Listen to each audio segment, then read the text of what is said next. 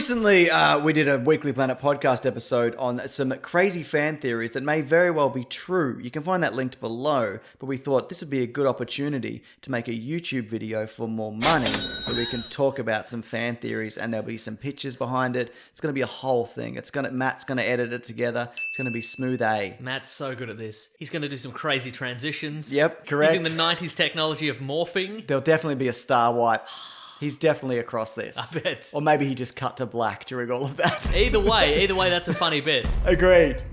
So I thought a good one to kick it off would be what Patton Oswalt said in relation to The Dark Knight. Because he had a theory in relation to the identity of the Joker. Now, the going theory is, and I think I did a video on Joker Origins when I brought this up, that he's ex-military. And that's why he's good with weapons and tactics and that's why stuff. In the movie he says something along the lines of the people in charge don't care when soldiers go out and they die because that's all part of the plan. The implication being that he was one of those soldiers, yes, and they left him out to die, and then he got tortured or he got injured in the war, and that's why he has the scars. Yes, he was one of those people left to die. Now he's back for revenge. Big time. His theory stems off from that, where he was actually special forces, specifically interrogation, right? Which ties into the way he's able to manipulate people in different situations, and he can alter his tactics, like read a person, find their weakness, and then come at them based on that. Yeah, right. So for Two-Face, he's talking about fairness and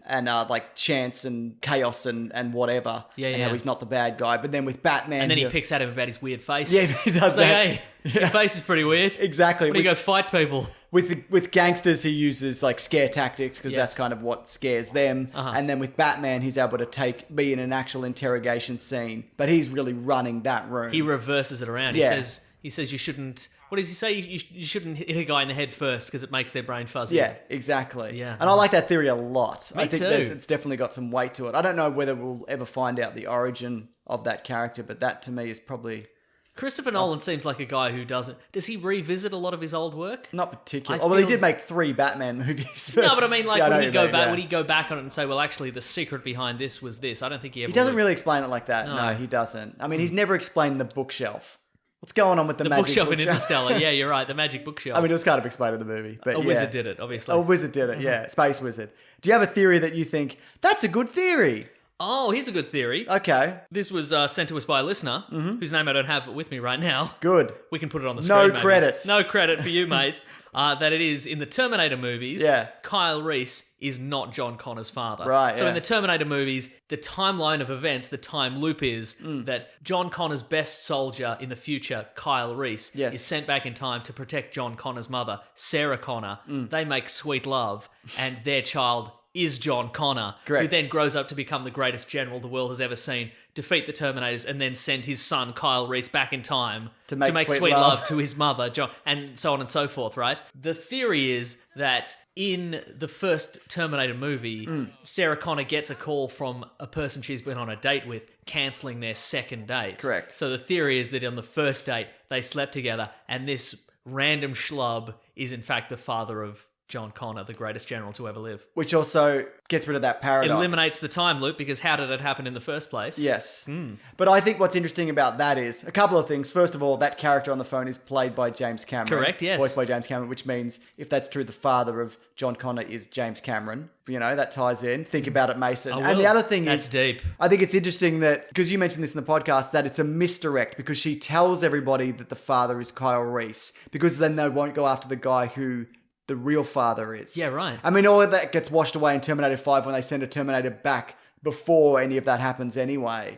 But if you count the Terminator movies that are good, 1, 2, 3, and 4, no, just 1 and 2. Just 1 and 2. Then it holds Perfectly up. holds up, yeah. Yeah. And I don't know if that is intentional on behalf of James Cameron. Almost certainly not. Oh, absolutely not. But that's why this theory is good. Yes. I'm going to find the dude's name. I Please don't even care. What I also like about it is that it doesn't This really... is from Andrew Loving. Oh, from Andrew Loving. Oh, that makes Andrew perfect sense. Sweet Loving. What I think is interesting about this is it's not important that John Connor is the son of Kyle Reese. Yes. But it is important that he thinks that he is, and that everybody else sees him as this certain archetype or character or hero. Yeah. It doesn't really matter who his father is, but it does matter that he believes he's destined to And do probably this. also more important than who his father is the punishing schedule of training that his mother forces him into for what is at least a decade, 15 Exactly. years, you know. Let's see, Matt, can you put up a picture of James Cameron's son if he has one?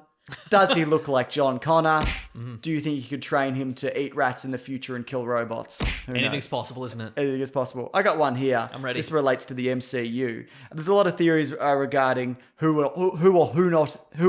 is not a Skrull. Who or whom or whomst? Whom or whom is not. And this one relates to Rhodey being a Skrull. Yeah. And the reason I thought that Rhodey might be because he has a close relationship with Tony Stark. Uh-huh. He steals the Mark II suit. He tries to drop a tower on Cap and Bucky at one point. We don't really know anything about his personal life. Yep. And he's also kind of a periphery character, so you could turn it around and go, yes, he is a Skrull. That's from Nando V Movies on Twitter. So we're crediting people here, Mason. That's what we do great. here, Yeah, whatever I this understand. is. I get it. But no, I like that theory. I think one of them is obviously, or more than one, is going to turn out to be a Skrull, but I think Yes. he's kind of ripe for it. It'll be it'll most likely be secondary characters. I reckon it'll be some secondary characters, couple of love interests, I reckon that, and one main character. we're going to get a maybe. main one. Yeah. Because there's also theories that like Sharon Carter is a Skrull, Yep. which makes perfect sense because who cares? Because that character's not particularly compelling. But no, I like that a lot. And we also talked about this, or you mentioned that Skrulls who can shapeshift and look like people can't have powers. They either Yes. choose to have superpowers or they can shapeshift. Yes. So So the Super Skrull, who has the powers of the Fantastic Four, can't shapeshift anymore. that means the ones who... I mean, and different rules might apply. Well, almost certainly apply in the Marvel universe. But my guess would be, if you have superpowers, you can't also be a Skrull. That That's would be right, my. Well, no, so that's too many powers. That's too many But powers, I would Mason. say the Skrulls are going to be limited to people who are just regular people. Yes, but that could also be Bruce Banner Yep. when he's not the Hulk. Yep, Because exactly. he just looks like a guy. Yeah, or the right. Vision if he doesn't shoot a laser, Sure. even though he's dead. Spoiler alert. Yeah, right. I hope you've seen Infinity War. You definitely have. Yeah. I've got one more theory here, Mason. I'm ready for another theory. This one is an oldie but a goodie. Yes. I think it's true also that James Bond is Sean Connery's character in The Rock. Because he's a captured MI6 agent, and when the Americans got him, the British just went, "We don't know him. We don't know that guy at all. Yeah, lock him up forever." We don't know that guy who just ran into a computer supply building and just started shooting up the joint. Just grabbed a security guard's machine gun and started laying into people. Absolutely. We don't know who that guy is. Yeah, I think legally, because they're different. I think they're different studios. The people who made The Rock and the people who made the James Bond films. Yes. You cannot strictly say that is that character, but I think every sign in that movie points towards that guy being James Bond. Yeah, right. Yeah. I think that's a terrific theory. I enjoyed it a lot. Think it might be the best theory of all time? Yeah, maybe. Okay, good. Yeah. We could probably do one more. Do you Plus, wanna he's disguised himself with that beard. That's true. And that sweet long hair. Yeah. Do you want to do one more just quickly? Let's do one more. What do you got? You had that Predators one. Oh, Predator right. one, yeah. There's a theory that In lieu of the new Predator movie. in lieu of the new Predator. Okay, if we say this theory, then in lieu of that, the new Predator movie won't exist. Okay. You've misused the term in lieu. Fair point. I have. Anyway, in lieu of the new Predator I movie, was trying to sound like I knew what I was doing. Okay, right. Okay. Yeah. Well, whom's the new Predator movie? The theory is that in the first Predator movie, there were in fact 3 Predators. Yeah. And 2 are killed by secondary characters, and the final one is killed by Dutch. So Yes. one is killed in that hailstorm of bullets. Yes. From the terrific minigun. They do wing it, Yes. but maybe it just goes off and dies. Yeah. The second one is killed In that one-on-one fight with that Rambo-looking dude. Yes. Who real life crazy apparently on set. That guy. Oh, yes, for sure. Real life lunatic. Yeah, Billy. Yep. And the last one is killed by Arnold Schwarzenegger. Yeah, absolutely. Which makes sense in the sense that only Predator 1 is the only movie that features one Predator. Yeah. Every other one, they arrive on Earth, or they arrive in their hunting grounds in a pack or in a team. Yeah, that's it. So that adds up, Mason. it all adds up. I don't think it's true. No, but I it also don't all think adds it's true. up. If you've got any Because fans, that's the slow build. That's how sequels work. that's exactly how sequels work. It goes alien, aliens, alien, with one alien again. Alien versus Rocky. Yes, that's right. But if you've got a fan theory that you think is a good fan theory or even a bad fan theory, please leave it below. We had If a you could, bunch. yeah.